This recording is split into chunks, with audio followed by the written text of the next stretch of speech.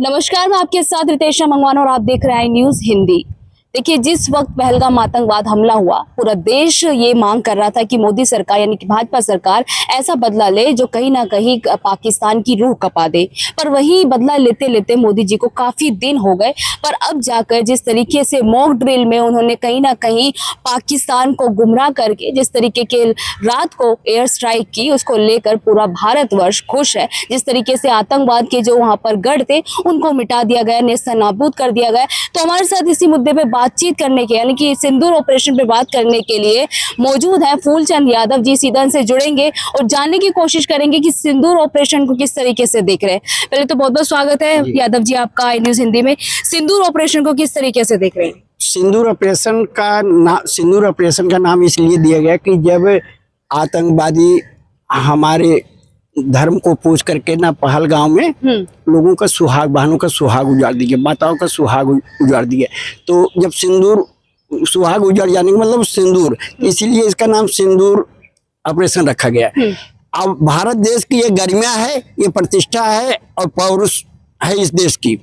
सैन्य शक्तियों में इतनी ताकत है कि टीट फाट टैट किया जाता है कि ईंट का जवाब पत्थर से दिया जाता है। हम भूर भूर प्रशंसा करते हैं कि हमारे देश के जवानों ने थल सेना, वायु सेना के सब मिल करके एक सूत्र में बंध करके प्लान बना करके उनको आश्चर्यचकित किया कि हम प्लानिंग कर रहे हैं। तब तक रात में अटैक करके पाकिस्तान के 9 जगहों पर करके ना उनको आतंकवादियों को नस्तनाबूद कर दिया गया। तो इसलिए भारत के सेनाओं का क्षितिज तक शौर्य गूंजेगा, स्वयं दिनमान बदलेगा, उतारो भारती की आरती तो सम्मान बदलेगा। विवादों में डाल करके भारत माँ की कीर्ति मत करो धूमिल, करो शहीदों की पूजा तो हिंदुस्तान बदलेगा। ये बदलता हुआ भारत है, अब बदलते हुए सैन्य शक्ति और ताकत है।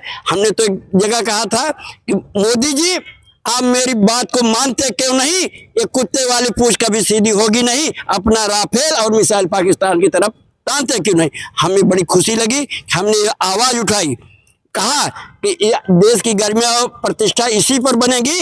अब हमारे सैनिकों को इनको खुली छूट दे दो, दुश्मन को खंजर भोंके और पड़ोसी के झोली में इनके शीर्षों पे, तब जाकर के ठंडा होगा झेलम का रक्तिम पानी और पड़ोसी याद करेगा ये हिंदू, और पड़ोसी याद करेगा ये थप्पड़ हिंदुस्तानी।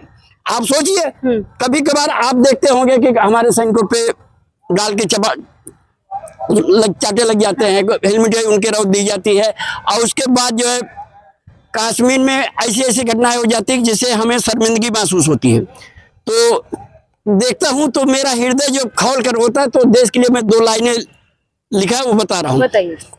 पूरी घाटी दहल गई है आतंकी अंगारों से, कश्मीर में आग लगी है पाकिस्तानी नारों से। 4 सितारे वाले झंडे जब घाटी में लहराते हैं तो रोज मेरे शीश मोदी जी शर्म से झुक जाते हैं। पर वही इस मतलब कि एक्शन लेते लेते मोदी जी को इतनी देर क्यों लग गई? देखिए, ये देर लगना चाहिए। ये जब दूसरे देश से हमें लड़ाई करना होता है तो हमें अपनी साजो शक्ति, अस्त्र शस्त्र, यहाँ तक कि उसकी पूजा भी की जाती है। शस्त्रों के आभरण क्षेत्र के मैदान में हम चल रहे हैं, चाहे पांडवों के समय में देखें, कौरवों के समय में देखें ना, तो उसके एक दिन 2 घंटा पहले जो है पूजा की जाती है किनकी प्रहारक क्षमता और मौके पर ये धोखा न दे। इसलिए शास्त्रों में लिखा भी गया है कि यार प्यार हथियार कब धोखा दे जाए कुछ पता नहीं चलता। उनकी कुशलता का भी जांच की जाती है कि हमारे वायुयान कैसे हैं, हमारे फाइटर प्लेन कैसे हैं, हमारी मिसाइलें कैसे हैं ना। हम आक्रमण करने गए, पता लगा वहां फुस हो गई। तो हमारे सैनिक जो है बड़े सूझबूझ वाले हैं कि अपने सारे आग्नेयास्त्रों को और बढ़िया से जो है परीक्षण पे, कसौटी पे लेकर चलते हैं कि जब हम पाकिस्तान वाले कह रहे भारत की बड़ी शर्मनाक हरकत हुई है ये। नहीं, उनको वो देखो अपने देश के लिए तो कहते हैं, लेकिन वो स्वाभिमान वो होती है, गरिमा वो होती है। कोई एक चाटा मार के जाएगा, हम 4 चाटा कर लेंगे, गाल पे मार देंगे, ठीक है। अब ये कब तक है, गाजी के गाल थोड़ी है कि गाल पे हम चाटे साथे रहेंगे, ये नहीं है। आज गरिमा और प्रतिष्ठा की बात आती है। आप घुस करके आतंकी कैसे घुस आते हैं लाहौरी दरबारों से, सवाल भी खड़ा होता है। आतंकी कैसे घुस आते हैं लाहौरी दरबारों से, लगता है कुछ चूक होती है अपने ही पहरेदारों से। यूं ही खून नहीं बहता भारत माँ के लालों का, गर उत्तर हम दे देते ऐसे ही भूचालों का। अरे हम मौन होते हैं, मौन रहे, खामोश रहे, कांटों की पौड़ लगा बैठे, शांत शांत के चक्कर में कितना कश्मीर गंवा बैठे। अब हमें सहनशीलता, इंटॉलरेंस की जो है, जो बैलेंस होती है कम हो रही। क्या हमारा ये धैर्य परीक्षण है, ये कुछ नहीं। ये धैर्य परीक्षण नहीं है कि आप हमें मारो हम बर्दाश्त करें, धैर्य परीक्षण नहीं है। हम इस लायक हो चुके हैं, देश इस लायक हो चुका है कि ईंट का जवाब पत्थर से दिया जा सकता है। आज हमारे पास आज यादव जी एक बैठक हुई, सर्वदलीय बैठक, उसमें नरेंद्र मोदी जी नजर नहीं आ रहे, इस पे क्या कहना चाहिए? देखिए, कार्य की व्यस्तता होती है सर्वदल। आज ये हमारा सौभाग्य है, चाहे पक्ष हो चाहे विपक्ष हो, पाकिस्तान के पहलगाम मामले में जो अटैक हुआ परसों, उसके मामले में आज पक्ष विपक्ष मोदी जी के साथ नहीं, भारत देश के साथ खड़ा है। लोग जो है खड़े हैं, हमारी तीनों सेनाएं जो है, जल सेना, थल सेना, वायु सेना, तीनों सेनाएं जो है एक मजबूत सेना के रूप में, और हमारे जितने प्रहार करने वाले मारक क्षमता की अच्छी मिसाइलें हैं, और उसके बाद राफेल है, बहुत सारे मतलब फाइटर प्लेने हैं। तो हम तीनों तरह से युद्ध, वायु आकाश मार्ग से भी युद्ध लड़ सकते हैं, थल सेना की तरफ से स्थल मार्ग से भी लड़ सकते हैं, जल मार्ग से भी लड़ सकते हैं। गुजरात के रास्ते से जब आते हैं ये आतंकवादी वरण, तो हमें वही लड़ाई के ऊपर ही नहीं फोकस करना, हमें अपनी सुरक्षा को भी केयर करना होता है कि हम इधर ध्यान फोकस कर रहे हैं, पता लगा उधर से अटैक हो गया।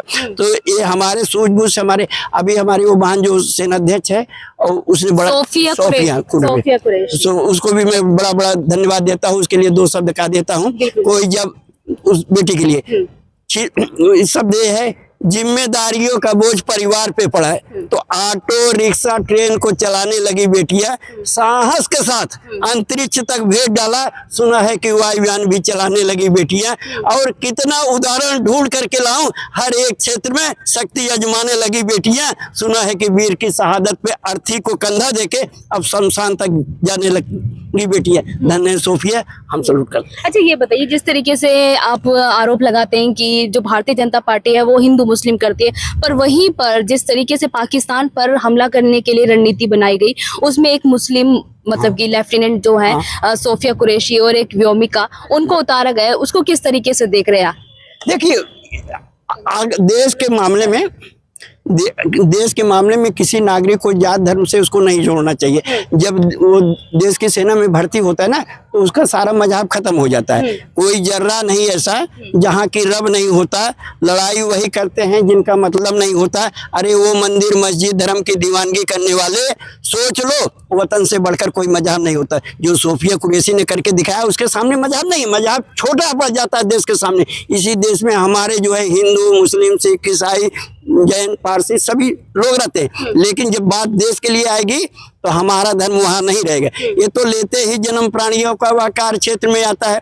हम जिस परिवार से आते हैं, जिस जात धर्म से आते हैं, हमारे माता पिता जो करते हैं वही हम सब केयर कर लेते हैं, वही जात धर्म होता है। लेकिन जब देश के प्रति समर्पित हो जाएंगे ना, तो हमारे और कोई कुछ नहीं रहेगा, देश से बड़ा कुछ भी नहीं होता है। सोफिया ने जो करके दिखाया, ये सिद्ध कर दिया है कि देश से बड़ा कोई न मजहब है, न धर्म है, न कोई अन्य चीजें है, देश सबसे आगे। चलिए, बहुत शुक्रिया बातचीत करने के लिए। हमारे साथ मौजूद थे फूलचंद यादव जी, जिन्होंने कहा कि सोफिया कुरैशी की कहीं ना कहीं, देखिए जिस तरीके से उन्होंने जिस तरीके से पाकिस्तान के लिए रणनीति बनाई, उसका काफी जो है मतलब अपने मतलब योग किया जा रहा है, खुशियां मनाई जा रही है, और उनकी जो ताकत को सराहना दिया जा रही है सोफिया कुरैशी और व्योमिका को। पर जिस तरीके से सिंदूर ऑपरेशन स्टार्ट किया गया और पाकिस्तान पर हमला किया गया, ये मोदी जी के काबिले तारीफ है, और उसको लेकर आज देश जो है मोदी के गुणगान गा रहा है। मैं आपके साथ रितेश मंगो, कुछ बोलना चाहेंगे? हाँ, एक बात और है ना, हाँ। सोफिया कुरैशी की ही बात नहीं, हम अब्दुल हमीद भी एक मुसलमान ही थे, जो कि पाकिस्तान के 90 टैंक तोड़े थे। वो भी देश के प्रति उनकी समर्पण की भावना थी।